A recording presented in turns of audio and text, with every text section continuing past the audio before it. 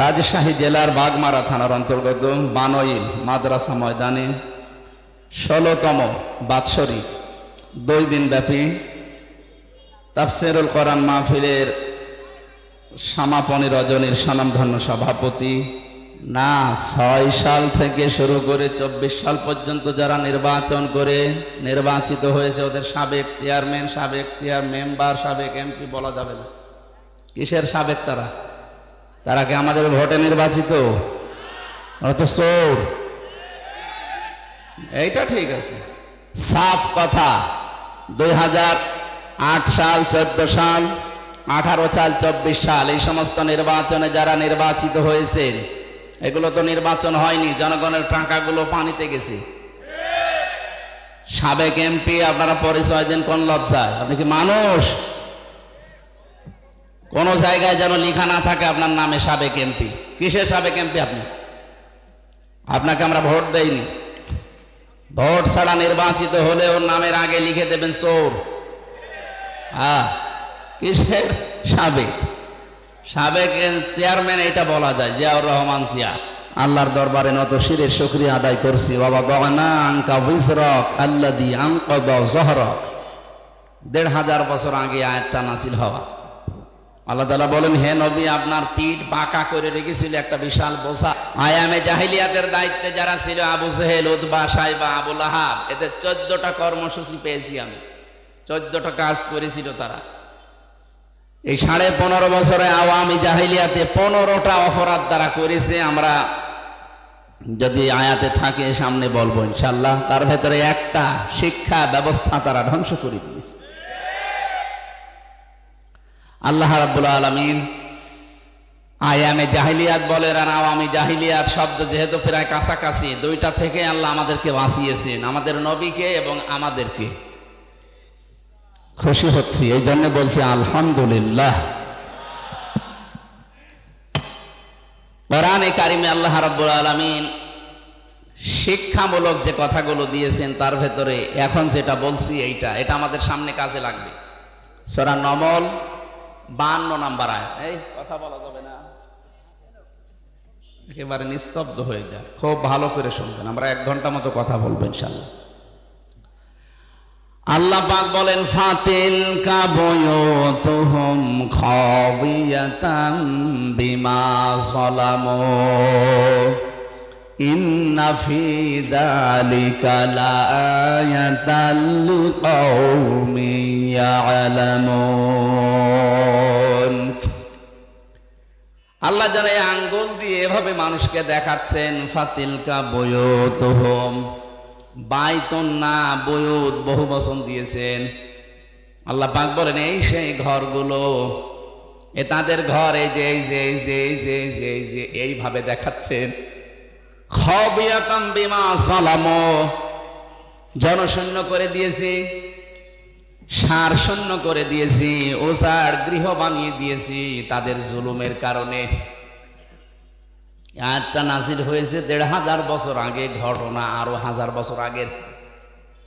হযরত লূত আলাইহিস সালামের জামানায় আল্লাহ এই কাহিনীটা ঘটিয়েছিলেন। এই ঘটনাটা আমাদেরকে কেন শোনাচ্ছেন?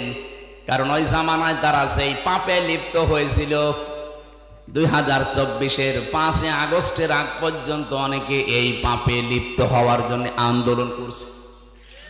সমকামিতা, আল্লাহর পুরা সিস্টেম পাল্টিয়ে ফেলেছে তারা। একজন পুরুষের আকর্ষণ হবে নারীর প্রতি, নারীর আকর্ষণ হবে পুরুষের প্রতি। এই সিস্টেম আল্লাহ দিয়েছেন নিজে। যুজ্জিনা লিন্নাসি হুব্বুশ শাহাওয়াতি মিনান নিসা, মানুষের কাছে আমি আকর্ষণীয় করে দিয়েছি, লোভনীয়, সুশোভিত, দেখলেই মানুষের আকর্ষণ হবে কয়েকটা জিনিস, তার ভেতরে স্ত্রী। তার ভেতরে কি? আল্লাহ পাক এখানে যুজ্জিনা লিন্নাসি হুব্বুশ শাহাওয়াতি মিনান নিসা দিয়েছেন, মেয়ে লোকের নাম। যাওজাতুন শব্দ দিলে আমরা বুঝতাম সরাসরি স্ত্রী লোকের নাম দিয়েছেন। নেশা মানে মেয়ে লোক, মেয়ে লোকের প্রতি আকর্ষণ তৈরি করেছেন কে? আর আসতে বলেন। এটা শুধু আজকের দিনে না, যেদিন বানিয়েছে আল্লাহ ওই দিন থেকেই হাক্ক হাক্কানি তাফসিরে থেকে পেয়েছি আমি, হযরতে আদম আলাইহিস সালাম ঘুম থেকে উঠে যখন দেখলেন বাম পাশে একটা সুন্দরী মেয়ে, হযরত হাওয়াকে আল্লাহ এত সুন্দর করে বানিয়েছিলেন, পৃথিবীর 4 জন সুন্দরী মহিলার ভেতর উনি একজন। এ কাটিং বলে বোঝানো যাবে না। ঐশ্বরিয়াকে দেখেছেন? কারা কারা দেখেছেন হাত তোলেন তো। না, আপনারা আল্লাহর ওলি মানুষ, ওসব দেখবেন কেন? আপনার দেখার দরকার নেই। এখন সবচাইতে বিশ্বে সুন্দরের তালিকায় যাদের নাম আছে, 1 নম্বরে যে মহিলার নাম পাওয়া যাচ্ছে, ইন্টারনেট ঘাঁটবেন, 1 নম্বরে বিশ্ব সুন্দরী দুনিয়া না, 257টা রাষ্ট্রের ভেতরে চেহারার এই কাটিংটা সবচাইতে সুন্দর যার। ওই সমস্ত কাজ কারবার যারা করে, মানুষের চেহারা মাপ জব করে যারা এগুলো উপস্থাপন করে, তাদের বর্ণনা কি নাম বলেন তো দেখি? কেমন পড়াশোনা করেন বলেন? হুজুর তো আসমানে থাকে, বলতে পারবে না, আপনি তো পারবে। কি নাম বললো? পরিমন। একটা চেহারা হইল, আমার সাথে ছিল, আমার পাশের ছেলে ছিল, আদালতে আমি বহুবার দেখা হয়েছে। না, ওইটা না। রাশমিকা মান্দানা নাম শুনেছেন? হ্যাঁ, চেহারার কাটিংয়ে এখন পৃথিবীতে 1 নম্বরে আছে। এই মহিলার দিকে একটু আল্লাহর নাম নিয়ে তাকাবে, দেখেন তো কি সুন্দর করে আল্লাহ তারে বানিয়েছে। এর চাইতে তাহলে শতগুণে সুন্দরী ছিল আমাদের আদি মাতা হযরতে হাওয়া আলাইহিস সালাম। কি বানিয়েছিলেন আল্লাহ তাকে। 2 নম্বরের নাম পেয়েছে হযরতে জুলাইখা, ইউসুফ নবীর স্ত্রী। 3 নম্বরে নাম পেয়েছে ইব্রাহিম নবীর বড় স্ত্রী হযরতে সাহারা রাদিয়াল্লাহু তাআলা আনহু সারা। 4 নম্বরে আমাদের নবী মুহাম্মদ রাসূলুল্লাহর ছোট মেয়ে হযরতে ফাতিমাতুজ জাহরা রাদিয়াল্লাহু তাআলা আনহা। এত সুন্দর করে মানুষকে আল্লাহ বানিয়েছিলেন, মেয়েদের ভেতরে 4 জনকে। সৌন্দর্য যদি প্রদর্শনের বিষয় হতো, এনারা বিশ্ব সুন্দরী হয়ে সারা দুনিয়ায় চেহারা দেখিয়ে বেড়াতেন। অথচ এই বিশ্ব সুন্দরীর তালিকায় যাদের নাম পেলাম, হযরতে ফাতেমা জীবিত অবস্থায় তো আছে, মরণের আগেও স্বামীকে বলেছিলেন আমি মারা গেলে তাড়াতাড়ি করে আমারে কবরে দিয়ে দিও। বেশি মানুষ খবরও দেওয়ার দরকার নেই, মানুষ হয়তো কাপড়ের উপর দিয়ে আন্দাজ করতে পারে নবীর মেয়ে এরকম মোটা ছিল, এরকম পাতলা ছিল। নিজের চেহারাকে, নিজের পর্দাকে কত গুরুত্ব দিয়েছে তারা। আজ একটু চেহারা ভালো হলেই মানুষকে দেখান আপনি মানুষ। হযরতে আদম নবী হাওয়ার দিকে শুধু তাকালেন না, ধরতে গেলেন। আল্লাহ পাক বলেন তাকানো যাবে না, ধরাও যাবে না।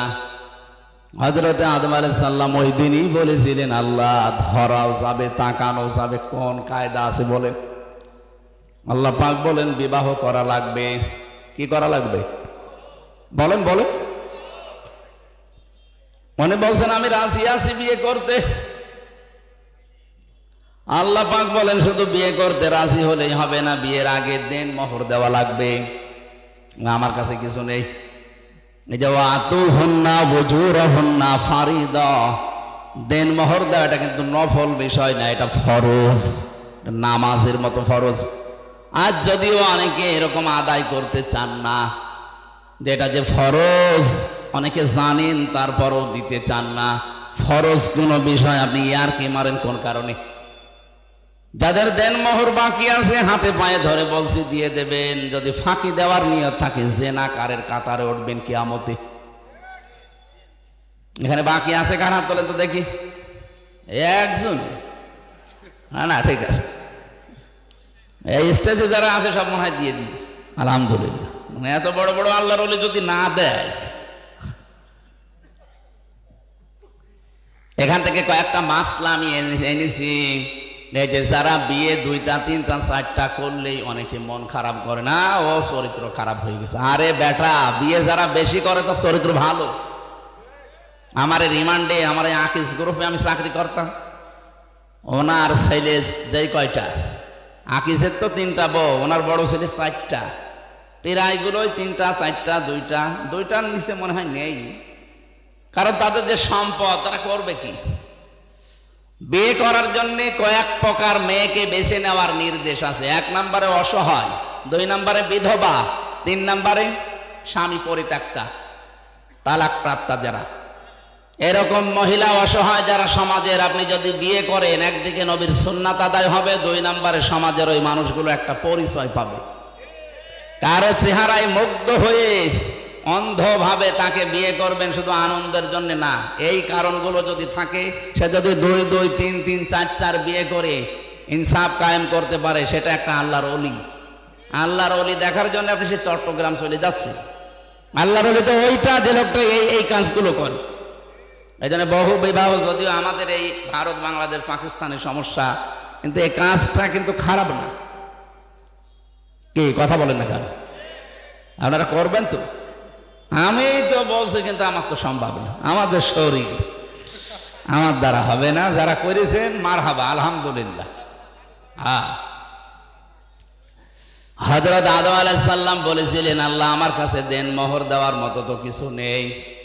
তিনি ওই সময়, আমি এটা তাফসিরে পেয়েছি, বিশ্বনবী মুহাম্মদুর রাসূলুল্লাহর নামে 10 বার তিনি দরুদ পড়েছিলেন, ওইটাই তার দেন মোহর ছিল। তারপরও দেওয়া লাগবে। আমার মনে হয় ওই শরীয়ত যদি এখন থাকতো, দেন মোহর হিসাবে 10 বার দরুদ না 100 বার পড়তাম না। যারা দেননি অবশ্যই দিয়ে দেবেন, এটা তাদের হক, অধিকার। এটা যদি না দিয়ে, এই যে বরযাত্রী যায় যারা দেখি, বরযাত্রী কোথায় পেয়েছেন বলেন তো? এটা হিন্দুদের কালচার। মুসলমানের কালচার হচ্ছে ওলিমা। কি বলেন তো? আরো আসতে বলেন। ওলিমা করতে হবে আমাদেরকে। যদিও আমার পর্যন্ত হয়নি, সামনের থেকে আমি চেষ্টা চালাবো, কারণ আমার ছেলে নেই, আমার সব মেয়ে। আমার তো ওলিমা করলেই সব কিছু বেঁচে যাবে। কি কথা বোঝে? অলিমা ছেলের বাড়ি হয় না, মেয়ের বাড়ি হয়। তাহলে আমার তো বাঁচা লাগবে নাকি? যদিও আমার শ্বশুর ধরা খেয়েছে, বেশি মানুষ নিয়ে, আমি 7 জন মানুষ নিয়ে গিয়েছিলাম, যাই হয়ে গেছে। কিন্তু এখন থেকে না, আর বরযাত্রী নয়। কেউ বরযাত্রী দাওয়াত দিলে বলবেন আমি যাব না, আমার অলিমার দাওয়াত দেন, আমি আসি। কি কথা বলেন না কেন? এটা একটা জুলুম হয়ে যায় মেয়ের বাপের উপরে। 18 20 বছর 22 বছর এত কষ্ট করে একটা মেয়েকে লালন পালন করার পরে আপনার হাতে তুলে দিচ্ছে, এরপরেও আবার তার কাছে 200 মানুষ খাওয়ানো লাগবে। মানে এই যে 20 বছর 25 বছর পর্যন্ত মেয়েটার পেছনে যে খরচ, তাকে লেখাপড়া করানো, খাওয়ানো, বলেন তো এর উপকার সারা জীবন তার বাবা মা একদিনও পাবে না? যত উপকার এখন থেকে সারা জীবন আপনি পাবেন। আপনার সন্তান সে পেটে নেবে, আপনার সন্তান লালন পালন করা, সেবা করা, যা করার সাংসারিক সব আপনার বউ করছে এই মেয়েটা। এত কিছু সারা জীবনের জন্য ফিরি দেওয়ার পরেও ওকে দেখছে, তাই তো কত না। এরপরে আবার আপনাকে 200 লোক খাওয়াতে হবে কোন কারণে? এই জন্য বরযাত্রীর সিস্টেম বাদ দেওয়া দরকার। যারা ছেলের বাবা আছেন, এটা বাদ দেবেন তো? এই বেটা তো আওয়াজ পাওয়া যাচ্ছে না, তার মানে এটা চলবে না। এখন থেকে ওলিমার সিস্টেম চালু হবে ইনশাআল্লাহ। কথা বলেন ইনশাআল্লাহ। বরযাত্রী দাওয়াত দিলে একেবারে মুখের উপরে না করে দেবেন না, আমি ওই ছোট লোকের কাজে নেই, আমার ওলিমার দাওয়াত দেন, দরকারে আমার বউ নিয়ে যাব। কথা বলেন না কেন? আমার ভাইরা, আমি এখান থেকে যেটা নিয়ে আসার জন্য বলছিলাম, সেই পৃথিবীর শুরু থেকে এই মেয়েদের উপরে আকর্ষণ তৈরি করেছেন কে? এটা এখন বিকর্ষণে পরিণত করে মহিলাই বিয়ে করবে। আজ 3 দিন আগে কুষ্টিয়ায় 2 জন মহিলা জিদ ধরেছে যে আমরা বিয়ে করব, যদি না দেন আমরা মরে যাব। আমরা মেয়েরা বিয়ে করবো, তাই আমরা কি করছি? কি কথা বলেন না? আমাদের কাজ কি? এই সমকামিতা এটা প্রমোট করছে এক শ্রেণীর মানুষ। ঢাকায় নাকি এখন শুনছি মানবতার অফিস নামে সমকামিতার অফিস তারা চালু করতে চাচ্ছে। না, এটা হতে দেওয়া যাবে না, এটা আল্লাহর পুরা নিষিদ্ধ। এরা উল্টিয়ে ফেলেছে আল্লাহর সিস্টেমকে। এই জন্য আল্লাহ জর্ডানে একটা জায়গাকে ডেড সি বানিয়ে দিয়েছেন, মৃত সাগর। এই দেশকে আল্লাহর গজব দিয়ে ঢেকে ফেলার জন্য অনেকে সূক্ষ্ম ষড়যন্ত্র করছে। এই 15.5 বছরের ভেতর এটার বীজ বপন হয়েছে। আমরা চাই না এই পাপটা এদেশে জারি হোক। লূত আলাইহিস সালামের ঘটনাটার কাহিনী আমি এই জন্য ইঙ্গিত দিলাম। আল্লাহ বলেন এই সেই ঘরগুলো আল্লাহর অবাধ্যতায় পরিণত হয়েছিল এই ঘরগুলো। দেখেন বিমা জলামো, তাদের জুলমের কারণে। আল্লাহ রাব্বুল আলামিন এই খাবিয়াতান শব্দ আয়াতের মাঝে দেওয়ার পরে আমার মনে হয় এই আয়াতটা 2024 সালের 5 আগস্টের বিকাল 5টার আগে মনে হয় নাজিল আর একবার হয়েছে। আল্লাহ ফাতিলকা বুয়ুতুহুম, তুমি একটু তাকাও না কেন এই সেই ঘরগুলো। ফানজুর কাইফা কানা আকিবাতু মাকরিহিম আন্না দাম্মারনাহুম ওয়া কওমাহুম আজমাইন। হ্যাঁ নবী, একটু নজর করেন না এই মকরবাজগুলো, এই দুর্বিসন্ধি ষড়যন্ত্র যারা করেছিল, এদের আচরণ, এদের পরিণাম আমি আল্লাহ কি করেছিলাম আপনি দেখেন। আন্না এর ফাইল সরাসরি আল্লাহ নিজে, দাম্মারনাহুম ওয়া কওমাহুম আজমাইন, তাদেরকে এবং তাদের জাতিকে, কওমকে আমি আল্লাহ সমূলে ধ্বংস করে দিয়েছিলাম, শিকড় পর্যন্ত তুলে ফেলেছি। এখান থেকে আমি যেটা পেয়েছি বাংলাদেশের সাথে এই যে খাবিয়াতান শব্দটা দিয়ে, আল্লাহ বলেন এদের জুলুমের কারণে ওদের বাড়ি ঘরগুলো পরিত্যক্ত হয়ে আছে, ওজার গৃহ বানিয়ে দিয়েছি, জনশূন্য করে দিয়েছি। এর বাস্তব প্রমাণ আমার কুষ্টিয়ার হানিফের বাড়ি। আপনাদের মোহনপুরে আল্লাহর ওলির খবর কি আমি জানি না? হ্যাঁ, আগস্টের 5 তারিখের পরে আমি সর্বোচ্চ 10 দিন বাইরে ছিলাম, সিঙ্গাপুর, মালয়েশিয়া দিয়ে। এরপরে তো এদেশের প্রায় থানায় আমি যাচ্ছি, যেখানেই যাচ্ছি দেখছি জালেমদের বাড়ি ঘরে খাবিয়াতান আল্লাহ বানিয়ে দিয়েছে। এটা যদিও জনগণের হাতে, কিন্তু এর ফাইল আল্লাহ নিজে। আন্না দাম্মারনাহুম, আমি নিজে তাদেরকে ধ্বংস করেছি। এদের বাড়ি ঘরগুলো পরিত্যক্ত। 3 দিন আগের পত্রিকা, সবচাইতে দামি বাড়ি যেটা মানুষ চুমা খেত গিয়ে, এই বাড়ি এখন জাতীয় টয়লেট হয়ে যাচ্ছে। জামাতবদ্ধ হয়ে 8-9 জন একসাথে যাচ্ছে আর বিভিন্ন দিকে মুখ করে চালাচ্ছে। বলেন তো, এত দামি বাড়ি, এত দামি নামি জায়গা যদি আল্লাহ জাতীয় টয়লেট বানিয়ে দিতে পারে, এর পরের শব্দে লাম আছে, ইন্না ফি যালিকা লাআয়াতান, এখানে লামে তাকিদ। আল্লাহ বলেন এর ভেতরে নিদর্শন আছে, অবশ্যই নিদর্শন আছে। লিকাউমি ইয়ালামুন, যারা জ্ঞানী তাদের জন্য কি নিদর্শন। এত বড় বড় পাকা পাকা জালেমের বাড়িগুলো যদি আল্লাহ উজাড় গৃহ বানিয়ে দিতে পারে, আগামীতে যারা চেয়ারে বসবে এরাও যদি এরকম জালেম হয়, তাদের বাড়ি ঘর উজাড় গৃহ হয়ে যাবে। কি বোঝাতে চায় আমার মনে হয় আপনি বুঝাতে পেরে ফেলেছেন। এরপরেও যদি কেউ না বোঝার ভান করে থাকেন, সেদিন আপনার বাড়ি এরকম পায়খানা হবে, সেদিন টের পাবেন। এই জন্য যেন না হয়, কারণ জুলুমের এই জায়গাগুলো আল্লাহর কাছে অভিশপ্ত হয়ে যায়। যারা হজ করতে গেছেন স্যার সহ জিজ্ঞাসা করেন, একটা জায়গা আছে একটু জোরে যাওয়া লাগে, গজবের জায়গা ওইটা। আবু জেহেলের বাড়ি পর্যন্ত গজবের জায়গা, জাতীয় টয়লেট নাই, ইন্টারন্যাশনাল টয়লেট বানিয়ে দিয়েছে আল্লাহ। অথচ কি দামি জায়গা, বাদশার বাড়ি। এত দাপটওয়ালা বাদশাহ 14টা কাজ করেছিল আল্লাহ এবং রাসূলের বিরুদ্ধে। এই জন্য তার বাড়ি যদি আজ ইন্টারন্যাশনাল পায়খানা, কিয়ামত পর্যন্ত থাকবে। 15টা কাজ আপনি এক কাটি বেশি করে ফেলেছেন এই 15.5 বছরে। আমি বলবো যদি সময় থাকে সামনে, 15টা কাজ করার পরে আপনার বাড়িও দেখবেন জালেমদের বাড়ি আল্লাহ জাতীয় টয়লেট বানিয়ে দেবে। কারণ আছে, কাবা শরীফ তাওয়াফ করার পরে ওই উপরে গেলাম, হঠাৎ দেখছি পেটে আমার যন্ত্রণা ব্যথা করছে। এক পুলিশকে ডাক দিয়ে বললাম, ইয়া সাদিক তাল, এ ভাই এদিকে আসেন, বন্ধু এদিকে আসেন। বলে কি?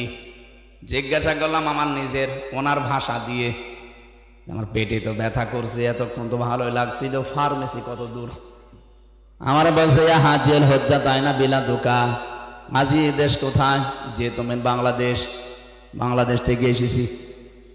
আমার বলছে হাজি জানেন না এটা কোন জায়গা? না তো। আবু জেহেলের বাড়ি। আপনি এখনো পায়খানা না করে দাঁড়িয়ে আছেন, তাড়াতাড়ি করেন। পায়খানা করে এসে দেখি আমার পেটের ব্যথা ভালো হয়ে গেছে। আল্লাহ আমাকে জানাতে চাচ্ছে, হামজা এত টাকা খরচ করে আসলে আর এই শয়তানের বাড়ি পায়খানা না করে চলে যাবা। আমার তো মনে হচ্ছে আগামী থেকে বাইরের দেশ থেকে যারা আসবে জালেমদের বাড়ি ঘরগুলো আল্লাহ ওইরকম টয়লেট বানিয়ে দেবে। না তো বলেন তো 7 জন 10 জন করে একসাথে যাচ্ছে, অবশ্যই কোনো কারণ আছে, হয়তো কারো পেটে ব্যথা অথবা কারো চাপ বেশি। কথা বলছেন না কেন? জালেমদের জায়গাগুলো যেহেতু অভিশপ্ত হয়ে যায়, সত্যি সত্যি যদি কাজ করেন দেখবেন আপনি সুস্থ হয়ে গেছেন। আমার বাড়ি আপনার বাড়ি আবার যেন 5 বছর পরে এরকম জাতীয় টয়লেট হয়ে না যায়। আল্লাহ যেন আমাদেরকে বাঁচান এই জুলুম করা থেকে, বলেন আমিন। শব্দটা এত ভয়ঙ্কর শব্দ, জালেম যারা। কোরআনে কারীম আল্লাহ রাব্বুল আলামিন সূরা ইব্রাহিমে জানিয়েছেন, ওয়া আনদির বিহিল্লাযীনা ইয়াখাওয়ানদিরিন নাসা ইয়াওমা ইয়াতিহিমুল আযাব, আনদিরিন নাসা ইয়াওমা ইয়াতিহিমুল আযাব ফায়াকুলুল্লাযীনা যালামু রব্বানা আখিরনা ইলা আজালিন করিব নজিব দাওয়াতাকা ওয়া নাত্তাবিউর রাসূল আওয়ালাম তাকুনু আকসামতুম মিন ক্বাবলু মা লাকুম মিন সাওয়াল। বলেন আল্লাহু আকবার। একটা আরবিতে পড়লেই কেমন যেন আমার ভেতরে একটা কম্পন তৈরি হয়। বাংলাদেশের সাথে কত মিল। আওয়ালাম তাকুনু আকসামতুম মিন ক্বাবলু মা লাকুম মিন সাওয়াল। আল্লাহ পাক প্রশ্ন দিচ্ছেন, আরে ওরা কি বলতো না এর আগে যে আমাদের কোনো লয় নেই, ক্ষয় নেই, কোনো ধ্বংস নেই? 15.5 বছর যা বলেছে আল্লাহ মনে হচ্ছে 15.5 বছরে কোরআনে কারিমে ওইগুলোই দিয়ে দিয়েছে। সব কথার এক কথা, আমরা যাই করি যেন জালেম না হই, মাজলুম হই। কারণ মাজলুমের পক্ষে আমার আল্লাহ, কিন্তু জালেমের বিপক্ষে আল্লাহ নিজে মামলা দেবে। ইন্নামাস সাবিলু আলাল্লাযীনা ইয়াযলিমুনান নাস। সূরা শুরার 42 নম্বর আয়াতের প্রথম অংশে আছে, অবশ্যই আমি আল্লাহ নিজে অভিযোগ দেব, মামলা দেব, কেস করব জালেমদের বিরুদ্ধে যারা মানুষের উপরে জুলুম করে।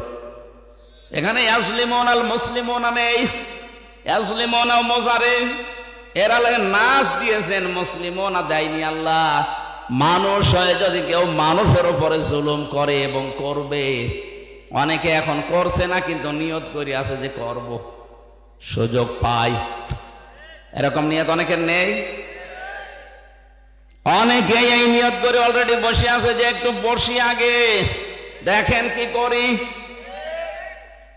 এই জন্য ইয়াজলিমুনা দিয়েছেন। বর্তমান ভবিষ্যতে, ভবিষ্যৎ বলতে কিয়ামত পর্যন্ত মানুষ হয়ে যারা মানুষের অধিকার নষ্ট করে, তাদের উপরে জুলুম করছে, করবে, তারা মামলার আসামি। হামজার কার? আপনি টের পাচ্ছেন কত কঠিন শব্দ এটা? আল্লাহ নিজে মামলা দায়ের করবেন। মামলার বাদী যত বড় হয়, শক্ত হয়, মামলা কিন্তু ওই রকম কঠিন হয়ে দাঁড়ায়। আমারে যদি কোনো সলিমদ্দি মামলা দিত, আল্লাহর কসম 3 দিনের বেশি আমি থাকতাম না। কারণ আমি যে জায়গায় ছিলাম, ক টাকা লাগবে আপনার? আকিস গ্রুপ তো বাংলাদেশে 2-3 জনের ভেতরে একজন। আমাদের খতিব ছিলাম, যা চাইতাম ওরা তাই করতো। যে গাড়ি দিয়েছিল দেখেছিলেন না, কোটি টাকার উপরে দাম। একটা খতিবকে বাংলাদেশে এত টাকার গাড়ি দেয়, বাড়ি দেয়, কে দিয়েছে? ওরা সব করেছিল আমাকে দিন প্রচারের জন্যে।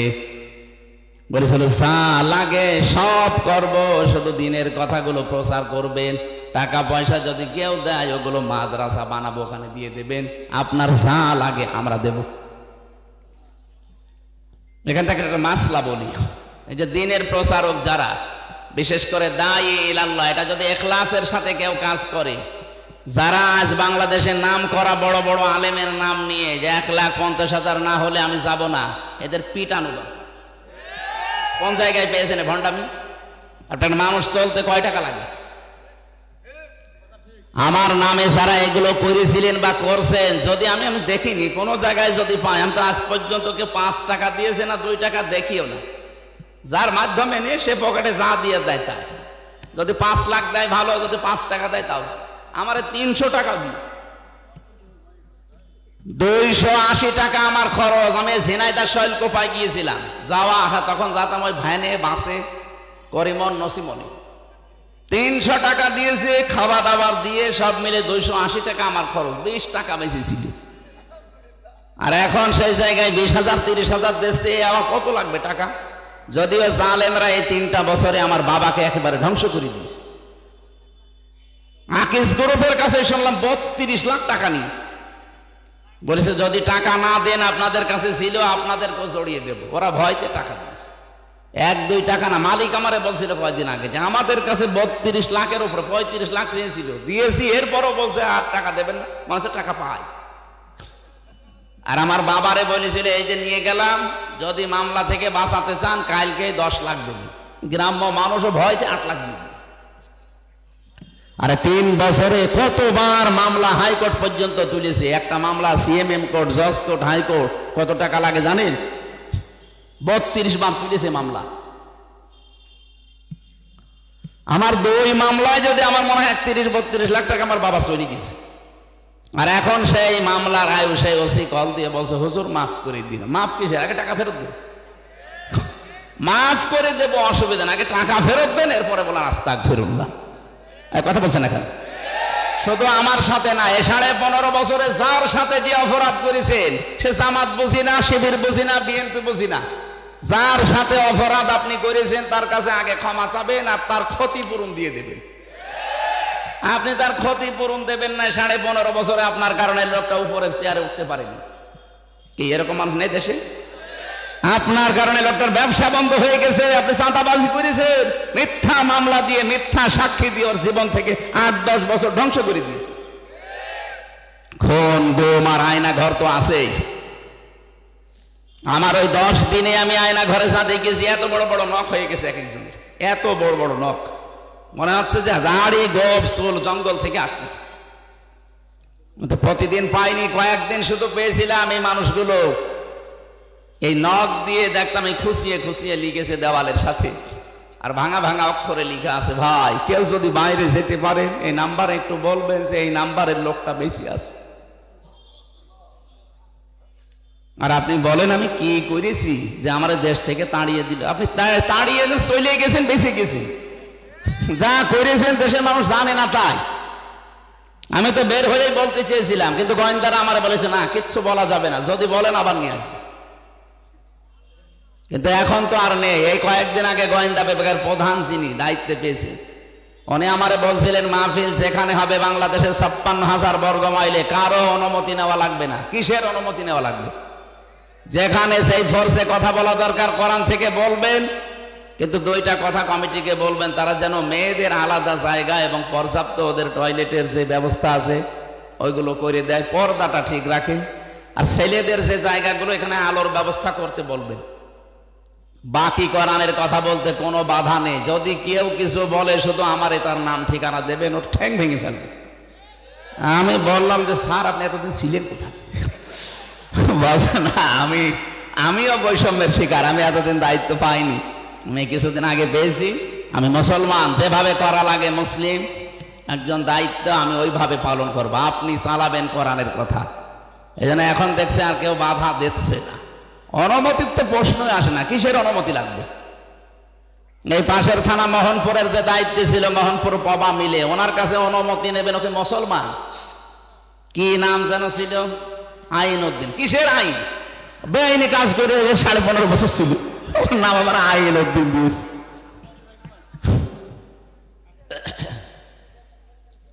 এই 15.5 বছরে যারা এমপি আর মন্ত্রী আর উপজেলা চেয়ারম্যান ছিল, যদি কেউ আমার সামনে বলেন সাবেক এমপি সাবেক মন্ত্রী, আপনার দাঁত মুখ খুলে ফেলবে।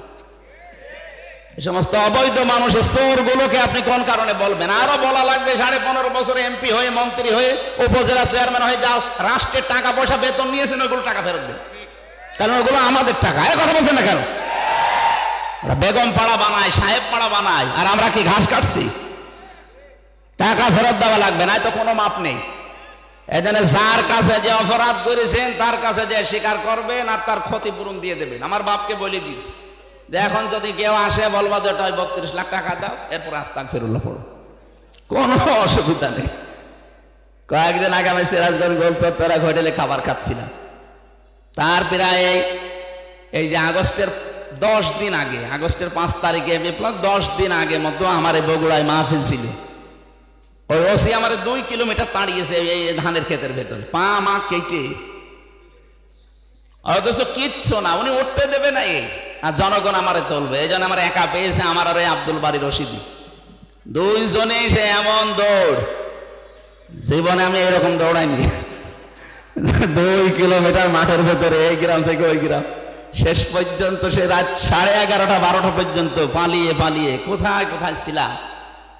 যাক, ওইভাবে কয়েকদিন কেটে গেল। আগস্টের 5 তারিখের পরে ওই লোকটার বিভাগীয় মামলা হয়েছে, ওর ওসিগিরি শেষ, এখন ওরা বদলি করেছে কক্সবাজার। সেদিন এসেছিল, এসে বলছে হুজুর আমার মাফ করে দেন। কে আপনি? বলছে আমি সে আবুল কালাম আজাদ, ওসি বগুড়া। না আপনারই তো খুঁজছি। কি?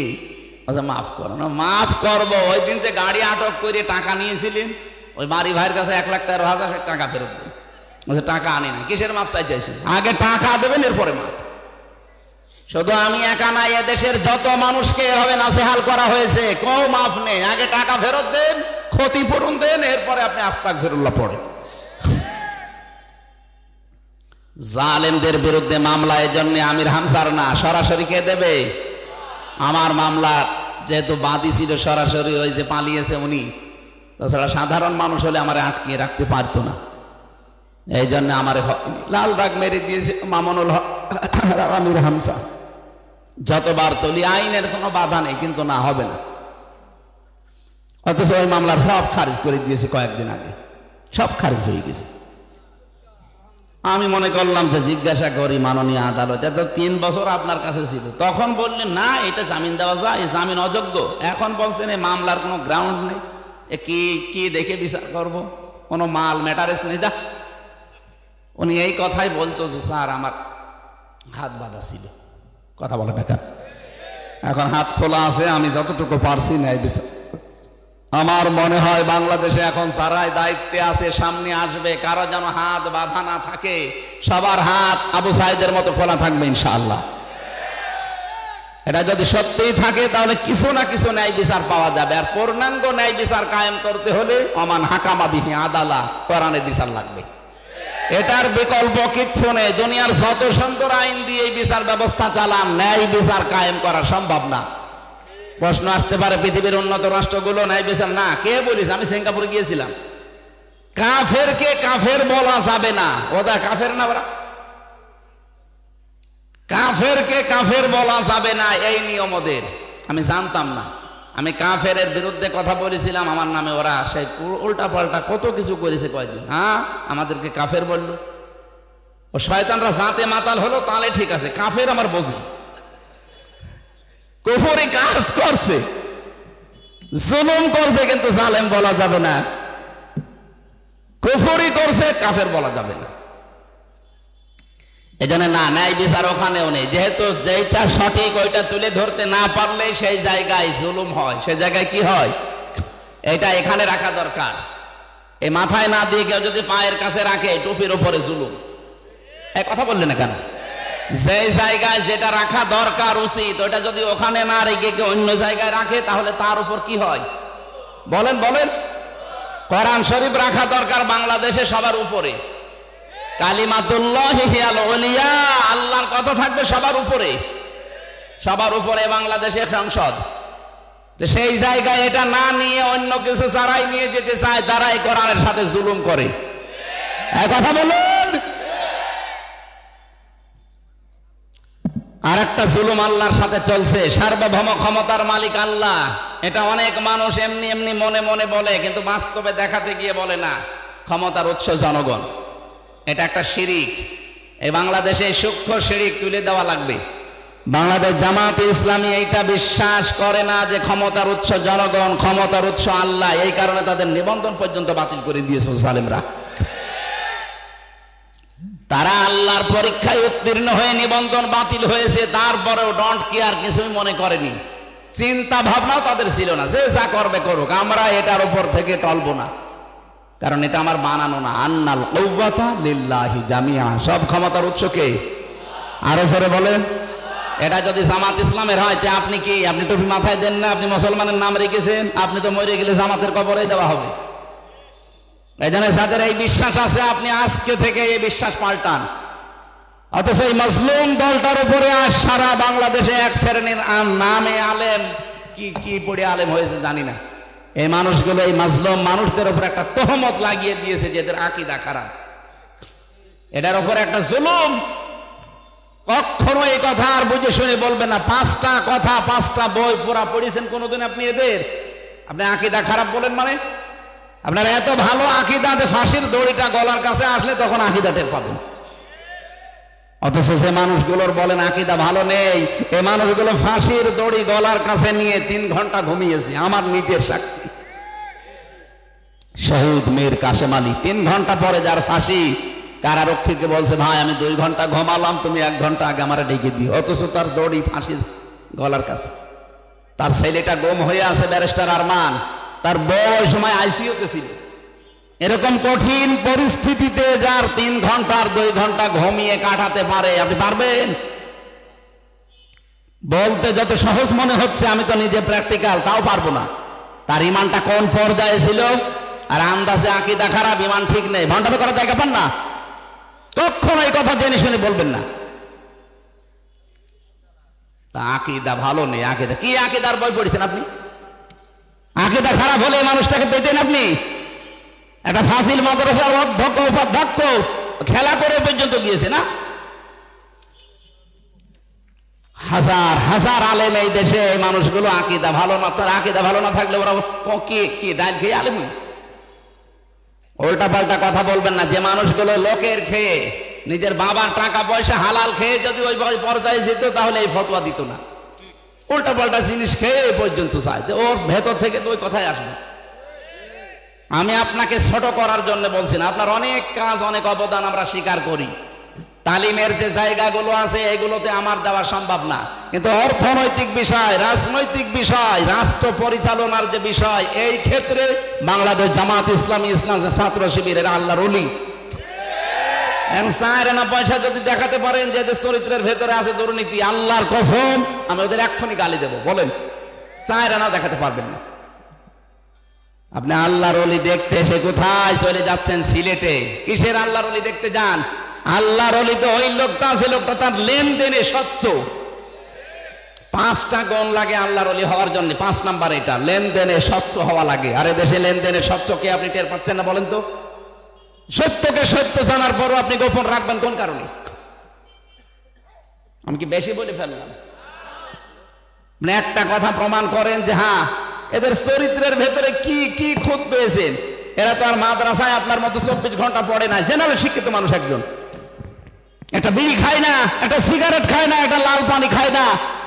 আপনি বোঝেন এই ঝঞ্ঝা বিক্ষুব্ধ দুনিয়ায় টিকে থাকা কত কঠিন। আপনার চরিত্র কোন জায়গায় আপনি নিজেও জানেন না, অথচ এই মানুষটা যেটা সামনে করে সেটা পেছনেও করে, একই কাজ। আজ এই মোবাইলের মাধ্যমে কত মানুষ তার চরিত্র ধ্বংস করে ফেলছে। কথা বলেন না কেন? কত মানুষ এখানে দেখতে মনে হয় আসমান থেকে পালিয়ে এসেছে, অথচ মোবাইলে এমন দৃশ্য যেটা নিজে দেখলে আনন্দ লাগে, অন্য দেখলে লজ্জা পায়। এটা হারাম না? কথা বলেন না কেন? এই হারাম কাজ কার মোবাইলে আছে আমি জানি না, যার আছে এখনই ডিলিট করা লাগবে। বসো, ওরা বসিয়ে দেন। কি প্রসাব করা, পায়খানা করা আর বিড়ি খাওয়া ছাড়া কেউ যাবেন না। বিড়ি যদি খুব বেশি নেশা লাগে খেয়ে আমি চলে যান। কি এটা তো আর খুব বড় না। তারপরেও এখন হুজুররা আছে, অনেক এলাকায় দেখেছি ইমাম সাহেব বিড়ি খাচ্ছে। আমি সিলেটে পেয়েছি, কি গো ইমাম সাহেব কেবল বিড়ি খাচ্ছিল, বলছে ওটা বাদবে না। এই জন্য খুব বেশি নেশা লাগলে খেয়ে আবার চলে আসবেন তাড়াতাড়ি, আবার সবার সামনে খেয়েন না। আর ওই যে যেটা উঠে চলে যাচ্ছিল, কি ওর কোন নাম্বারে দেন, ছেড়ে দিন, ছেড়ে দিন। ও তো এখনো মনে হয় ফুল হাতায় আছে, হাফ হাতা হয়নি। জেলখানা আমাদের দেবদুলাল ছিল জেলার, যখনই আসতো সব চিল্লে তো ফুল হাতা আসতেছে। ফুল হাতা মানে মুসলমানে দেয়নি তো, ওইটা তো মনে হয় এরকম, দেন ছেড়ে দিন। তা আমরা যেটা বলতে চাচ্ছিলাম, আমরা অর্থনৈতিক বিষয়ে এই কঠিন পরিস্থিতি যারা চরিত্র লেনদেন স্বচ্ছ রাখতে পারে, টিকিয়ে রাখতে পারে, কত রকমের কঠিন অবস্থা আপনি টের পাচ্ছেন না। ঝঞ্ঝা বিক্ষুব্ধ পৃথিবী, গণার জন্য মানুষ পাগল হয়ে যাচ্ছে। আমরা আমাদের মোবাইলটা একটু চেক করে নিজের ইমানকে প্রশ্ন করেন তো, আপনার আকীদা ঠিক আছে কিনা বলেন। আপনি যে প্রকাশ্য এবং গোনা গোপনে করে যাচ্ছেন, কেউ টের পাচ্ছেন না। যারা গোপনে গোনা করে তাদের চেহারার উজ্জ্বলতা আল্লাহ নষ্ট করে দেয়। আমি এখানে একটা একটা চেহারা দেখে বলতে পারবো ওর মোবাইলে কি আছে। দাঁড় করান সামনে, 10টা লাইন করেন, আমি সব বলে দিতে পারবো। এমন কোন দৃশ্য যদি থাকে যেটা নিজে দেখলে আনন্দ পান, অন্য কেউ দেখলে লজ্জা লাগে, এক্ষুনি ডিলিট করা লাগবে, এক্ষুনি, সে যাই হোক। করেন, তাড়াতাড়ি করেন, ডিলিট করেন তাড়াতাড়ি, তারপরে ওয়াজ করবো। ডিলিট করবেন কিনা বলেন, হাত তোলেন তো, কারা কারা করবেন। কি আছে মোবাইলে দেখে? হাত তুলে বসে আছেন মুরব্বী মানুষ, দাঁড়িয়ে মানুষ, নাউজুবিল্লাহ। না, গান আছে, ভালো গান রাখবেন, ইসলামিক গান যেগুলো এগুলো রাখবেন, পরিমনের গান আবার রাখবেন না। আমার ভাইরা, কোরআনে কারিমের যেই কথায় পর্যন্ত তুলে আনার জন্য বলেছিলাম, আল্লাহ পাক লা টান দিয়েছেন, ইন্না ফি যালিকা লায়াতাল লিকাউমিন ইয়ালামুন। এই কথাগুলো বলছে, ওজাড় গৃহগুলো তোমাদেরকে দেখালাম, জনশূন্য করে দিয়েছি। জালেমদের বাড়ি কেন? ভেতরে শিক্ষা আছে। জ্ঞানী মানুষ যদি হয়ে থাকো, সামনে যদি কোনোদিন ক্ষমতার চেয়ার পাও, কখনো এই কাজ করবা না যেন তোমার বাড়িওয়ালা এরকম করে দেয়। আল্লাহ আমাদেরকে যেন নিজ হাতে বাঁচান, বলেন আমিন। আমরা একটা গ্রাম সম্পর্কে আয়াত পড়েছি, একটা গ্রামের উদাহরণ আল্লাহ উপমা দিচ্ছেন, দৃষ্টান্ত দিচ্ছেন। সূরা নমল 112 নম্বর আয়াত, খুব খেয়াল করে শুনবেন। আল্লাহ রাব্বুল আলামিন বলেন, দরাবাল্লাহু মাসালান ক্বরিয়াতান কানাত আমিনাতাম মুতমাইন্না। প্রত্যেকটি শব্দ থেকে আমরা শিক্ষা বের করব। এইদিকে তাকান। আল্লাহ বলেন, আমি দৃষ্টান্ত দিয়েছি একটা গ্রামের। তাফসিরে মুফাসসিরে গ্রাম সম্পর্কে তথ্য দেওয়ার যে আমি পড়ে দেখেছি, এটা মক্কা নগরীকে তারা মিন করেছে, যে মক্কা নগরী এটা কানাত আমিনাতান মুতমাইন্নাতান। দুইটা বিষয় আল্লাহ বলেন সেখানে ছিল। 1 নম্বরে নিরাপত্তা, 2 নম্বরে প্রশান্তি। এই শহরকে আমি আল্লাহ নিরাপত্তা এবং প্রশান্তি দিয়ে ভরে দিয়েছিলাম। ইয়াতিহা রিজকুহা রাগাদাম মিন কুল্লি মাকান, বিভিন্ন দিক থেকে রিজিক আসতো স্বাচ্ছন্দ্যে। তাদের যা প্রয়োজন ছিল রিজিকগুলো বিভিন্ন লাইন দিয়ে, ইয়েমেনের নাম আছে, সিরিয়ার নাম আছে, কাতারের নাম আছে, আশপাশের রাষ্ট্র থেকে আসতো। আল্লাহ পাক বলেন, ফাকাফারাত বিআনউমিল্লাহ।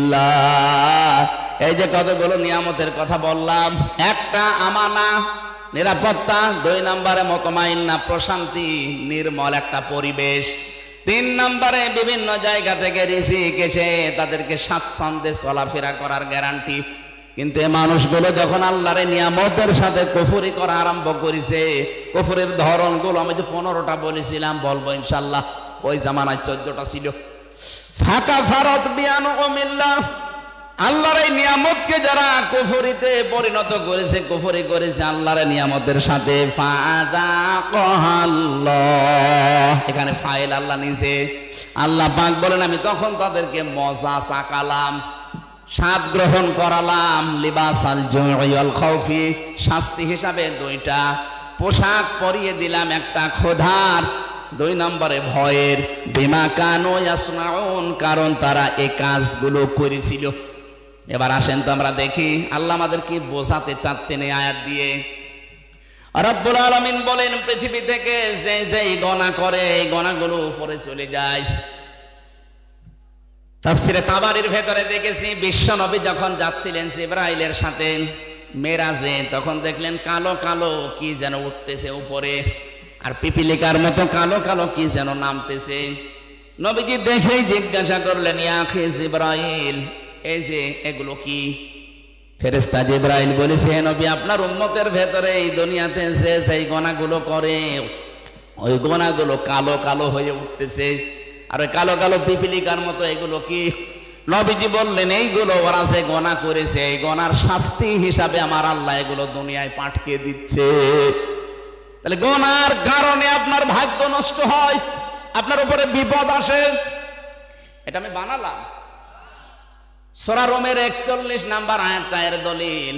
যাহারাল ফাসাদু ফিল বাররি ওয়াল বাহরি বিমা কাসাবাত আইদিন নাস লিইউযিকাহুম বা'দাল্লাযী আমিলু লা'আল্লাহুম ইয়ারজিউন। জলস্থলে যে বিপদ আপদ মুসিবত গুলো দেখতে পাও, একটাও আমি আল্লাহ নিজের ইচ্ছায় পাঠাই না, সব তোমাদের হাতের কামাই।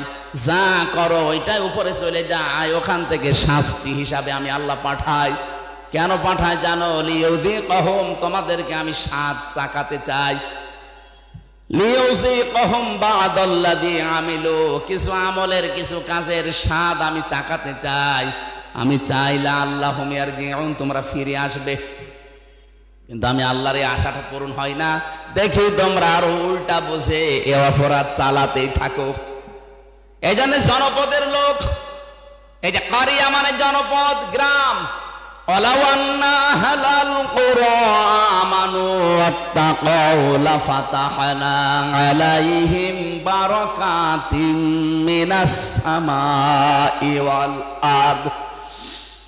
এই পৃথিবীতে জনপদের লোকেরা, গ্রামের লোকেরা যদি ঈমান আনে আল্লাহর প্রতি, ঈমানের দাবি অনুযায়ী যদি তাকওয়া অবলম্বন করে, ভয় নীতি এগুলো করে, আমি আল্লাহ লাফাতাহানা সুপারলেটিভ ডিগ্রি দিয়ে বলছেন, গ্যারান্টি দিলাম। গ্যারান্টি কার? লাফাতাহানা, আমি নিজে খুলে দেব বারাকাত। বহু বচন দিয়েছেন, একটা দুইটা না। বারাকাতিম মিনাস সামাই ওয়াল আরদ, আকাশ আর জমিনে যত বরকতের দরজা সব খুলে দেব। এই খুলে দেওয়ার জন্য ফেরেশতা লাগবে না, আমি আল্লাহ নিজের কুদরত দিয়ে খুলে দেব। সুবহানাল্লাহ বলতে পারেন না? এবার আসেন তো আমরা কি পাঠাচ্ছি আর আল্লাহ আমাদের জন্য কি পাঠান। আমিনাতান মুতমাইন্নাতান, এক নম্বরে ওই গ্রাম যেটা কাবা শরীফ মক্কা শরীফের নাম আছে, এ প্রথম নাম্বারে তার নিদর্শন ছিল, সেটা ছিল নিরাপত্তায় বেষ্টিত। সূরা আলে ইমরানের 93 নাম্বার আয়াতের মাঝের অংশে আল্লাহ এই তথ্যটা দিয়েছেন, ওয়ামান দাখালাহু কানা আমিনা। এই কাবায় কেউ প্রবেশ করলে, এরিয়াতে আসলে আল্লাহ তাকে নিরাপত্তা দিয়ে দেয়। রাজশাহীবাসী, খুব সূক্ষ্ম বিষয় এখানে একটা লুকিয়ে আছে। কাবার এলাকায় প্রবেশ করলে নিরাপত্তা দেয় কে? আরো জোরে বলেন কেন? ইন্না আউয়ালা বাইতি উফদিআ লিন-নাস লাল্লাযী বিবাক্কাতা মুবারাকা ওয়া হুদাল লিল আলামিন। অবশ্যই পৃথিবীতে সর্বপ্রথম ঘর যেটা নির্মাণ হয়েছে তার নাম বাক্কা। বাক্কা মানে মক্কা, এটা প্রাচীন নাম। এই মক্কাতে যেটা আছে, এখানে দুইটা জিনিস আমি দিয়েছি, মুবারাকান, বরকতময় করে দিয়েছি, অহুদান, পথ নির্দেশিকা এখানে আছে। একটা কালো গ্লাভ দিয়ে ঢেকে রাখা ঘর, কি বরকত সেখানে, কি রাস্তা তৈরি করা আছে এর ভেতরে। তাফসিরে আমি প্রায় 19টা পয়েন্ট পেয়েছি এই বারাক, মুবারাকান আর হুদান, এই দুইটা শব্দের ভেতরে। এত বরকত আল্লাহ দিয়েছেন আমাদের জাতির পিতা হযরত ইব্রাহিম আলাইহিস সালাম। ওই যে ছোটবেলায় যখন তার সন্তানকে কাবার পাশে রেখে গিয়েছিলেন, ওই সময় তিনি দোয়া করেছিলেন, মাবুদ, আমার এই সন্তান আদি এখানে রেখে গেলাম, এদেরকে তুমি গোশত এবং দুধ, কি বললেন? গোশত এবং দুধ, এই দুইটার বরকত ঢেলে দিও। ওই দিন জাতির পিতার দোয়া কিয়ামত পর্যন্ত চলতে থাকবে, এখনো আছে। ওরা কাবার এলাকা, মক্কাতে আপনি দেখবেন কোনো ফসল হয় না, কিন্তু গোশত আর দুধের কোনো অভাব নেই। উটের গোশত বলেন, ছাগলের গোশত বলেন, দুম্বার গোশত বলেন, ভেড়ার গোশত বলেন, আর দুধ যাদের নাম বললাম এদেরও দুধ হয়। উটের দুধ, ছাগলের দুধ, গরুর দুধ, মহিষের দুধ, যাই বলেন। অথচ কোনো খাবার এখানে তৈরি হয় না, দুধ আর গোশতের কোনো অভাব এখনো নেই, কিয়ামত পর্যন্ত হবে না। এটা জাতির পিতা ইব্রাহিমের দোয়ার ফসল। কি বাবা পেয়েছিলাম, এক দোয়ায় চলছে। আর আমরাও এমন বাবা পাই, কি দোয়া করে খালি হুকা খাই। আপনি দেখেন না কি জোরে হুকা খাচ্ছে। এই শব্দটা নিয়ে আজ যারা ভেসাল বাঁধিয়েছেন তারা নিরসন করবেন। আমেরিকার স্টাইলে অনেকে আজ জাতির পিতা 8-10 জন 15-20 জন বানাতে চাচ্ছেন না। দুইটার একটা আমার মানি না, কারণ এটা ফায়সাল্লাকৃত বিষয়। জাতির পিতা একজন, তার নাম ইব্রাহিম, এটা আল্লাহ বানিয়ে দিয়েছেন। মিল্লাতা বিকুম ইব্রাহিম হুয়া সাম্মাকুমুল মুসলিমিন। তোমাদের জাতির পিতা ইব্রাহিম, কারণ তিনি তোমাদের নাম মুসলমান রেখেছেন। এখানে হুয়ার ফাইল হয় আল্লাহ না ইব্রাহিম। কি হুজুর, ফাইল আমি দুইটা পেয়েছি, হয় আল্লাহ আমাদের নাম মুসলিম রেখেছেন, অথবা আমাদের পিতা যিনি জাতির পিতা ইব্রাহিম নবী এই নামটা আমাদেরকে দিয়েছেন। কি সুন্দর বাবা, দেখেন তো, অর্ধবোধক একটা নাম সন্তানের রেখে কিসের নাম রাখলেন আপনি? একদম মুসলমান দাবি করছেন, আর ছেলের নাম মেয়ের নাম ওকে হিন্দু না মুসলমান বোঝা যাবে না। বলে না ওনারা জেনারেল শিক্ষিত, বুঝতে পারে না। আরে ভাই, জিয়াউর রহমান জেনারেল শিক্ষিত মানুষ ছিল না? কি সুন্দর নাম দেখেন তো ছেলে দুইটার, আরাফাত, তারিক। তারিক জিয়া বলেন, তারিক রহমান বলেন, একই বিষয়। আরাফাত রহমান, আরাফাত জিয়া যাই বলেন, কি সুন্দর অর্থবোধক নাম।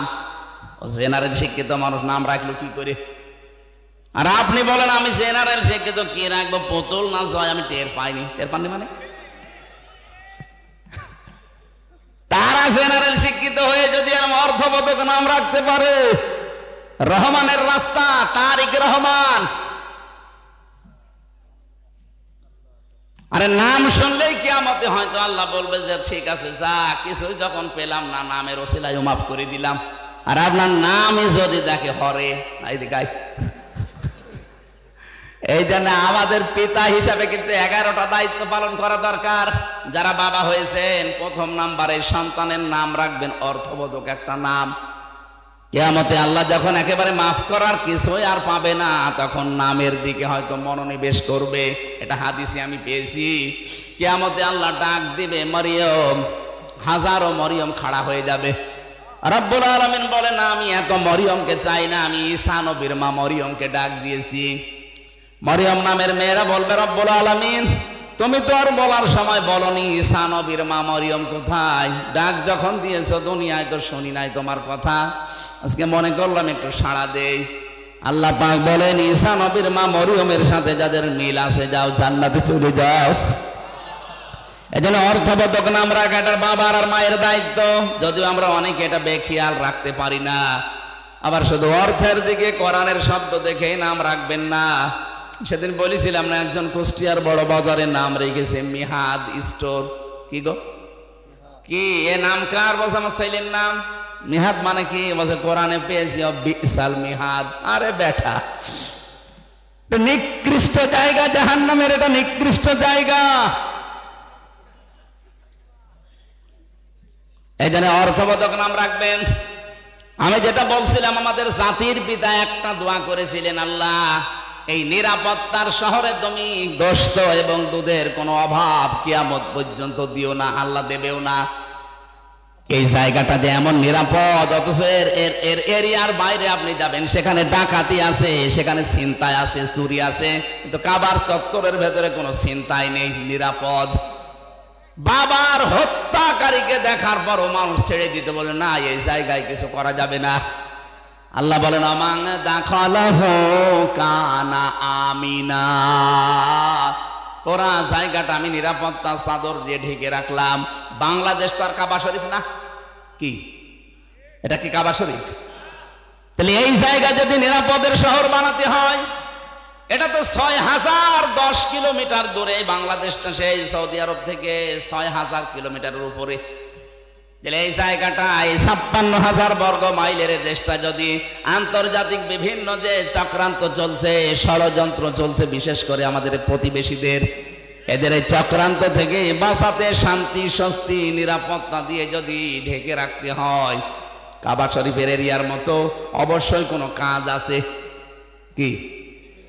সূরা আনামের 82 নম্বর আয়াতে আল্লাহ এই কাজটা দিয়েছেন, আল্লাযীনা আমানু ওয়া লাম ইয়ালবিসু ঈমানাহুম বিযুলমিন উলাইকা লাহুমুল আমন ইলা আখিরি আয়া। আল্লাহ পাক বলেন, যারা ঈমান আনবে জনপদের, আর ঈমানের সাথে জুলুমকে মিশ্রণ করবে না। এখানে জুলুম মানে শিরিক। জুলুম মানে কি? বলেন বলেন। যারা ঈমানের সাথে শিরিককে মেশাবে না, উলাইকা লাহুমুল আমন, এরাই আমানতে, আমানার হকদার।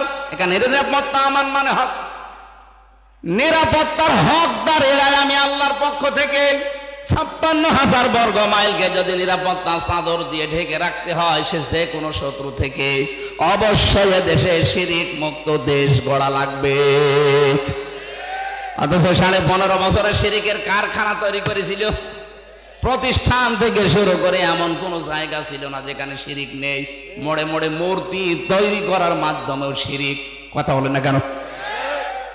এত টাকা বাজেট করে করে খরচগুলো করেছিলেন, কি হলো? একটা দিনও তো যায়নি। কুষ্টিয়ার 5 রাস্তার মোড়ে যেটা বানিয়েছিল, ছাতা এত শক্ত যে ভাঙা যাচ্ছিল না। শেষ পর্যন্ত ক্রেন নিয়ে এসে ভেঙেছে ব্যাকু দিয়ে। কি শক্ত, টেকে নাই। এখন ওই জায়গায় শহীদ চত্বর নাম দিয়েছে, কারণ 14 জন এক জায়গায় মারা গেছে ওই জায়গাটায়, আর 2 জন মারা গেছে বাড়িতে যাওয়ার পথে। এই 16 জন, এই জন্য ওই চত্বরটার নাম এখন আর বাবা চত্বর নেই, নাম দিয়েছে এখন শহীদ চত্বর। আল্লাহর 99টা নাম চারিদিকে খোদাই করে করে লিখে সাইনবোর্ড টাঙিয়ে দেওয়া হচ্ছে যে এটা শহীদ চত্বর। কিয়ামত পর্যন্ত হয়তো এইটা থাকবে না, কিন্তু পরিবর্তন হয়ে গেলে আগামী প্রজন্ম আবার আল্লাহর নামগুলো লিখে দেবে। কথা বলে না কেন? মানুষ কুষ্টিয়ার শহরে ঢুকতেই দেখবে যে আল্লাহর নামগুলো চোখে পড়লেই যদি বলে ইয়া রহমানু, একবার এই 10টা নাকি হয়ে যাবে। আর যদি দেখতো জায়গায় দাঁড়িয়ে আছে আল্লাহর ওলি, ও দেখলেই বড় দোয়া করতো যে আর কাজ পাওনি। এই জন্য আমাদের দেশকে যদি শান্তি, আমরা নিরাপত্তার চাদরে ঢেকতে চাই, শিরিক মুক্ত এই দেশ গঠন করা লাগবে। যারাই কাজ করছেন শিরিক মুক্ত হওয়ার জন্য কাজ করেন। আমি তো একটা বললাম, জনগণ ক্ষমতার উৎস না। যারা বিশ্বাস করেন তারা শিরিক করছেন, আর শিরিক যারা করে তারা মুশরিক। কথা বলেন না কেন? যারা এই বিশ্বাস করে ক্ষমতার উৎসকে, বলেন, তারা একেবারে সব কিছু ছেড়ে দিয়ে কাজ চালান। এইটাই যেন বাংলাদেশে কায়েম করতে পারি যে ক্ষমতার উৎস জনগণ নয়, ক্ষমতার উৎস আমার আল্লাহ। ডাইরেক্ট ইনডাইরেক্ট মিলে 903 জায়গায় আয়াতটা আল্লাহ দিয়েছেন, লিল্লাহি মুলকুস সামাওয়াতি ওয়াল আরদ কুলিল্লাহুম্মা মালিকাল মুলকি তুতিল মুলকা মান তাশা। ডাইরেক্ট এত আয়াত থাকার পরও এদেশের মুসলমানরা কেন এটা মানতে চায় না আমি বুঝি না। আরে ভাই, কোরআনের চোখ আমি লাগিয়ে দেখতে পাচ্ছি আপনি মুশরিক। আপনি মারা গেলে আপনার জাহান্নাম স্থান হবে, জান্নাত হারাম হবে। কি করবেন? নামাজ পড়ে রোজা রেখে বাঁচাতে চায়, আপনি না বাঁচিয়ে দৌড় দিচ্ছেন জাহান্নামের দিকে। ফিরে আসেন। পৃথিবী যেহেতু 100 বছর পরে এখানে আমরা কেউ থাকবো না, সব চলে যাব মাটির নিচে। নতুন মানুষ এখানে আসবে। শিরিক করেন, বেদাত করেন, কুফরি করেন, যার জন্য যা করে সম্পদ অবৈধ রেখে যাচ্ছেন, ভুল করছেন আপনি। আমার এই ছোট্ট গানে বলে ভুল করছি আমরা, কারণ এখান থেকে যদি 200 বছর পরে ইসমাইল সাহেব আবার এই জায়গায় ফিরে আসে, এই বেলঘরিয়া মাদ্রাসায় এসে যদি বলে মাদ্রাসার আমি ভাইস প্রিন্সিপাল ছিলাম, এই ভবন আমি বানিয়েছি, এই বাড়িটা আমার বাড়ি, আমার মনে হয় 200 বছর পরে যারা এখানে পড়বে, এই বাড়িতে যারা থাকবে, তারা ওনারে ঢুকতেও দেবেন। বলে কিসের ইসমাইল আপনি? আপনার যদি থাকার জায়গা না থাকে ওই মসজিদের বারান্দায় রাত থেকে চলে যান। অথচ ওই লোকটা এখানকার মালিক ছিল। কথা বলছেন না কেন? এই বাড়িটা বানাতে সে বৈধ অবৈধ দেখেনি, বাবা শাহজালাল সব হালাল বলে কামাই করিস, অথচ তার পরবর্তী 3 প্রজন্ম, তার ছেলের ছেলের ছেলের ছেলে, মাত্র 3 প্রজন্ম পরে ওনারা চিনবে না। এই তো দুনিয়া। এইটার জন্য যেন আমাদের বিশাল আখিরাত আমরা নষ্ট করে না ফেলি, বলেন আমিন। এরকম পাগল দুনিয়ায় কেউ আছে না? মানে আমরাই তো না, মানে বলছে না। বোনের জমি ফাঁকি দিয়ে, ভাইয়ের জমি ফাঁকি দিয়ে আপনি পাগলামি করছেন, ওই জমি আপনাকে জাহান্নামে নেওয়ার জন্য কাল হয়ে দাঁড়াবে, বলেন নাউজুবিল্লাহ। এজন্য জ্ঞান থাকতে কারো মালের দিকে হাত বাড়াবেন না। রব্বুল আলামিন বলেন রিজিকের জন্য এগুলো করো তো, ইয়াতিহা রাগাদাম মিন কুল্লি মাকান। তোমাদের রিজিক আমি আল্লাহ যেভাবে নিয়ে এসে দিয়েছিলাম, বাংলাদেশের তুলনায় বিশ্বের অনেক দেশে আমি তো ঘুরলাম, কত বড় বড় বিশাল দেশ, অথচ জনগণ এত বেশি নেই। আমেরিকা বাংলাদেশের চাইতে 59 ডবল বড়। 59টা বাংলাদেশ পাশাপাশি রাখলে যত বড় হবে একটা দেশ অত বড়। কয়েকদিন আগে আমি মালয়েশিয়া ছিলাম, ওইটা বাংলাদেশের চাইতে 8 ডবল বড়। সৌদি আরব বাংলাদেশের চাইতে 14 ডবল বড়। আর আমাদের দাদাদের দেশ হচ্ছে 29 ডবল বড়। এই তুলনায় বাংলাদেশে 18 কোটি মানুষ। এখন আমরা 18 কোটি মানুষের মাত্র 56,000 বর্গ মাইল। অথচ রিজিক কে দিচ্ছে বলেন তো? আরো জোরে বলেন। রিজিকের ভয় আমরা অনেকে সন্তান আজ হত্যা করে ফেলছি, বেবিদেরকে বাচ্চাদেরকে মেরে ফেলছি না, এটা কাফেরদের স্বভাব। ওয়ালা তাকতুলু আওলাদাকুম মিন ইমলাক নাহনু নারযুকুকুম ওয়া ইয়্যাহুম। জনপদের লোক আমরা যারা আছি, সত্যি যদি ঈমান আর তাকওয়ার উপরে টিকে থাকতে পারি, রিজিকের কোনো অভাব হবে না। কারণ আমাদের রিজিক আর আমাদের বেবিদের রিজিক কে দেয়?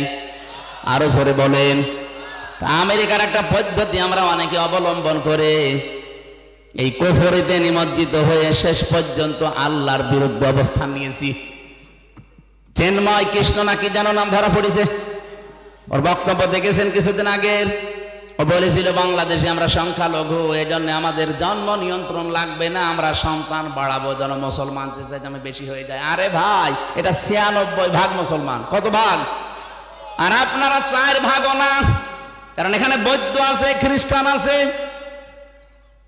ইহুদি আছে এবং আপনারা আছেন, সব মিলে খুব বেশি হলেও দেখবেন 2.5 ভাগ, আর আমরা 96 ভাগ।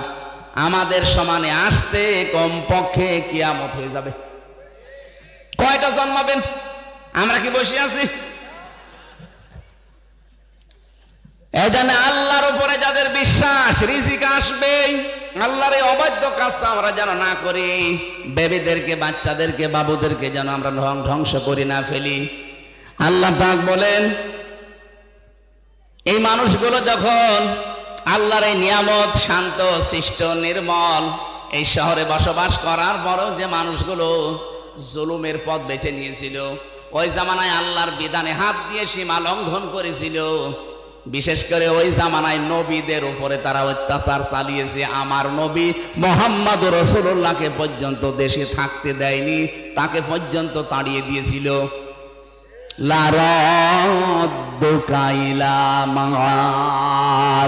আল্লাহ গ্যারান্টি দিয়েছেন, হে নবী যেখান থেকে চলে যাচ্ছেন আবার এই জায়গায় আমি আল্লাহ আপনাকে ফিরিয়ে নিয়ে আসবো। এই আয়াতের তাফসীর আমি 2টা তথ্য পেয়েছি। পৃথিবীর ময়দানে যারা কোরআনে কারিমের সাথে সম্পৃক্ত থাকার কারণে দেশে থাকতে পারে না, ওরা যদি হিজরত করে, ও আল্লাহ পাক ওদেরকে অবশ্যই আবার ফিরিয়ে নিয়ে আসবেন সম্মানের সাথে। যেমন মাওলানা আবুল কালাম আজাদ, এই কথা বলছে না কেন? আরো কত মানুষ আছে, আমি নাম নিলাম না, যারাই কোরআনের জন্য নির্যাতিত, নির্বাসিত হয়েছেন, তাদেরকে আল্লাহ রাদ্দু কাইলা মাদ ফিরিয়ে আনবেই, অপমান না, সম্মানের সাথে। আর যারা কোরআনের সাথে বেয়াদবি করে দেশ ত্যাগ করবে, নির্বাচিত হবে, নির্বাসিত হবে, এই মানুষগুলোকে ফিরিয়ে নিয়ে আনার কোনো গ্যারান্টি আমার আল্লাহ দেয়নি। তার প্রমাণে চেঙ্গিস খান, লক্ষণ সেন পালিয়েছে, আজ পর্যন্ত ফিরে আসেনি, আসবেও না কিয়ামতের আগে। কথা বলেন না কেন? কোরআনের বিরুদ্ধে অবস্থান নিয়ে যারা নির্বাসিত হবে এদেরকে আল্লাহ ফিরিয়ে নিয়ে আনার গ্যারান্টি দেয়নি। এখানে 15.5 বছরে আমরা অনেকেই নির্বাসিত ছিলাম বিভিন্ন কায়দায়, কিন্তু আল্লাহ আমাদেরকে বাঁচিয়েছেন। ওয়াজাইনাল্লাযীনা আমানু ওয়া কানু ইয়াত্তাকুন। বলেন, আল্লাহ নিজে বলছেন ওয়াজাইনাল্লাযীনা আমানু, যারা ঈমান এনেছে আমি আল্লাহ নিজে তাদেরকে রক্ষা করেছি। সুবহানাল্লাহ বলতে পারেন না? এজন্য জালেম যারা 3 মাসে অনেকে আত্মহত্যা করছে, অথচ মুসলিম মানুষগুলো আজ 15টা বছর আত্মহত্যার পথ তো বেছে নেয়নি, টিকে ছিল। কিয়ামত পর্যন্ত যদি মুসলিমদের উপরে কেউ জালেম করে থাকে আল্লাহ নিজে তাদেরকে দাঁড় করিয়ে রাখবে। ওয়াংজাইনার ফাইল আল্লাহ নিজে। এই জন্য আমরা সাবধান হব। কুফরের মাধ্যমে নবীর এখন নেই, নবীদের ওয়ারিসরা আছে, তাদের সাথে আপনি মাথায় দড়ি দিয়ে আদালতে টানতেন। এই যে আমার মাথায় দড়ি দিয়েছিল, শুধু দড়ি দিয়ে হাতে হ্যান্ডকাপ দিয়ে পায়ে দিয়েছে ডান্ডা বেড়ি। মাওলানা রফিকুল ইসলাম খানের মতো একটা মুরব্বী মানুষ আমারে মাঝে মাঝে বলতো, হামজা দেখো আমি একটা মুরব্বী মানুষ, আর আমার মাথায় দিয়েছে দড়ি, আমার পায়ের সাথে ডান্ডা বেড়ি দিয়েছে। তাও 1 পায়ে দিলে হয়, 2 পায়ে ডান্ডা বেড়ি দিয়ে আবার মাথায় দড়ি, হাতে হ্যান্ডকাপ দিয়ে টেনে নিয়ে যাচ্ছে, মানুষ গরু নিয়ে যাচ্ছে। মানে একটা আলেম মানুষ না? এক কথা বলছে না কেন? ওনার নামের আগে দেখবেন মাওলানা আছেন, কামেল পাশ, মাওলানা রফিকুল ইসলাম খান। আপনি আমার মতো ছোটখাটো হুজুরকে দিলেন, সে তো হুজুরদের উস্তাজ। এদেশে আলেমদের যে সংগঠন আছে, ওলামা পরিষদ আছে, তার সভাপতি তিনি। আর তার মাথায় আপনি দড়ি দিয়ে হাতে হ্যান্ডকাপ দিয়ে, তাও ডান্ডা বেড়ি, খুব কষ্ট পেয়েছে লোকটা। কাশিমপুর থেকে আদালত পর্যন্ত 3.5-4 ঘন্টা সময় লাগে। এত সময় ওনারে বেঁধে নিয়ে আসা লাগবে কেন? উনি পালিয়ে যাচ্ছে। আলেমদের উপরে জুলুম করার কারণে আল্লাহ পাক বলেন ফাআযাকাল্লাহ লিবাসাল জুই ওয়াল খাউফ। 2টা শাস্তি নাজিল করব তাদের মজা চাকানোর জন্য। 1 নম্বরে তাদের ক্ষুধা দুর্ভিক্ষ দেব। তাকান এখন ওদের ক্ষুধা আছে না নেই? যেই কয়জন আদালতে দেখতে পাচ্ছেন ক্ষমতা চিরস্থায়ী না, আদালতে নেওয়ার সময় মনে হচ্ছে কত রকমের ক্ষুধা ওদের ভেতরে। 2 নম্বরে ভয়, চেহারার ভেতরে ভয়ের ছাপ আল্লাহ তৈরি করে দিয়েছে। বিমা কানু ইয়াসনাউন, কারণ তারা এতদিন এই কাজ কারবার করেছিল। আল্লাহ আমাদেরকে যেন এই আয়াতের যে মূল শিক্ষা, আল্লাহর অবাধ্যতা করে জো এবং খাওপ, এই 2টা যেন চাপিয়ে না দেয়। যদি একবার দুর্ভিক্ষে পড়ে যায় আমরা কিন্তু একবারে গণহারে মরব। সামনে যারা আসবেন তারা যেন বিশেষ করে আল্লাহওয়ালা যারা নবীদের ওয়ারিস, তাদের সাথে বেয়াদবি করবেন না। আপনি নিজের কপালে নিজে আগুন লাগাবেন। আল্লাহ আমাদেরকে বাস্তবে আয়াতটা প্র্যাকটিক্যাল লাইফে যেন সেট করে দেন, বলেন আমিন। এখানে কি লিখলেন? যারা দাঁড়িয়ে আছেন আপনারা টাকা দেননি? হ্যাঁ, আপনার 2টা টাকা হলেও কোরআনের প্রচারে থাকা লাগবে। আরে ভাই, টাকা যদি কোরআনের পেছনে না ব্যয় হয় তো কনে ব্যয় করবেন আপনি? 3 জায়গায় টাকা খরচ করলে হিসাব দেওয়া লাগবে না কিয়ামতে। একটা কোরআনের প্রচারে, 2 নম্বর পরিবারের জন্য, 3 নম্বরে জিহাদের ময়দানে দেন। এখানে যেহেতু কোরআন প্রচারে কাজ হচ্ছে, যারা যা দিয়েছেন আর যারা যাচ্ছে 5টা টাকা হলো আপনার যেন থাকে, সমর্থন অনুযায়ী দান করবেন। বেশি সময় হয়ে গেল নাকি? 9:30টার সময় দিয়েছিল, 9:45, মেলা সময় হয়ে গেছে। না, ওই যে আবার আরেকটা নিয়েছে, আমিও পারি না, ওরাও ছাড়ি না। আল্লাহু আকবার। 10টায় ওঠা লাগবে, আর 15 মিনিট আছে। 10টায় যে পাবো ওখানে 20 মিনিট লাগবে, 15 মিনিট আছে। ভাই, যারা টাকা পয়সা এনেছিলেন, যারা যাচ্ছে অবশ্যই দিয়ে দিন না। আগামী থেকে আবার নিয়ে আসবেন, আমরা কথা বলবো। এইভাবে 2-3টা করে নেয়, আমার তো বেঁচে থাকা লাগবে না। আল্লাহুম্মা আমিন। লা হাওলা ওয়ালা কুওয়াতা ইল্লা বিল্লাহিল আলিয়্যিল আযীম। আল্লাহুম্মা গফিরলি ওয়ারহামনি ওয়াহদিনি ওয়াফিনি ওয়ারযুকনি ইয়া রাব্বাল আলামিন। আল্লাহ, যে কথাগুলো বলতে চেয়েছি সহজ ভাষা দিয়ে তোমার বান্দা বান্দিরা আশা করি বুঝেছে। জীবনে আমল করার তৌফিক দাও। কত আলেম এখানে বসে আছে আল্লাহ, আমার হাজার হাজার আলেমের উস্তাদেরা, এদেরকে তুমি আলেম হিসাবে কিয়ামতে কবুল করে নাও। আমি হাদিসে পড়েছি কিয়ামতে আলেমদের বিচার নাকি গোপনে হবে। রব্বুল আলামিন মাওলানা ইসমাইল আলম আব্দুল আওয়াল সহ যত আলেম এখানে এসেছে, কিয়ামতে কোটি কোটি মানুষের সামনে আমাদেরকে অপমান করো না, গোপনে ঘিরে নিয়ে তুমি নিজে নিজে মাফ করে দিও। রব্বির হামহুমা কামা রব্বায়ানি সাগীরা। মা বোন যারা এসেছে পর্দা আড়ালে, আল্লাহ তাআলা খাদিজার মতো আয়েশার মতো তাদেরকে বানিয়ে দাও। জেল থেকে বের হওয়ার পর থেকে আমি অসুস্থ, আল্লাহ শেফায়ে কামেলা আজিলা আমারে নসিব করো। 10-12 দিন আমি হাসপাতালের বেডে পড়েছিলাম। বাংলাদেশের বহু প্রান্ত থেকে মাহফিলগুলো নেওয়া আছে, তারা ক্ষতিগ্রস্ত হয়ে যায়, যেন জোর করে নিয়ে যায়। আল্লাহ আমাকে তুমি আগের অবস্থায় আবার ফিরিয়ে দাও। বারাকাল্লাহু লানা ওয়া লাকুম ফিল কোরআনিল আযীম। মাহফিল বাস্তবায়নে যারা শ্রম দিয়েছে আল্লাহ প্রত্যেকের শ্রম কবুল করে নাও। সহসভাপতি, সভাপতি, প্রধান অতিথি, বিশেষ অতিথি যারা আমরা এসেছি, আল্লাহ কোরআনের ইজ্জতে আমাদেরকেও মাফ করে দাও। আলহামদুলিল্লাহি রাব্বিল আলামিন। এলাকায়